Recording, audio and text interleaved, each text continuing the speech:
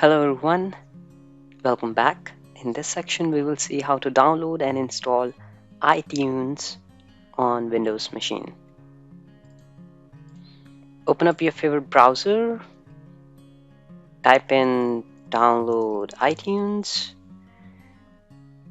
click on download iTunes Apple. Since my Windows is 64-bit, so I'm going to download iTunes 12.10.11 for Windows 64-bit. Click download, and once you are on the next screen, click on download. Alright, once it's downloaded, I'm going to copy the version name, go to my downloads. I'm going to rename it to the version I have. Sometimes you have multiple exe files and you may want to choose which version is which. So that's why I renamed it. So right click, run as administrator. And if there's any pop-up, hit yes on the screen and it has started. Click next, add iTunes. I'm going to uncheck this use iTunes as a default player for audio files. I use another player for my audio files. Hit install.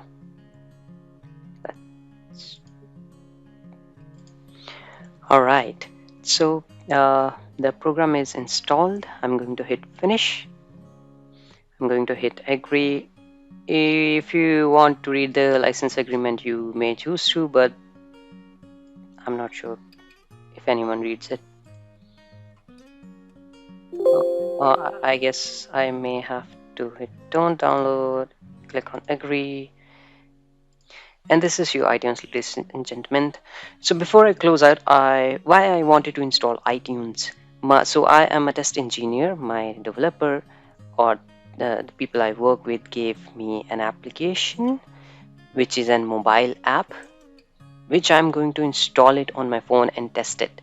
So in the next video I will tell you if you have received a package, an application, mobile application from your developers, how to install it on your iPhone using iTunes. That is pretty much it from this video. Thank you for taking some time to watch it. As always, I hope to see you again. Have a nice day. Bye.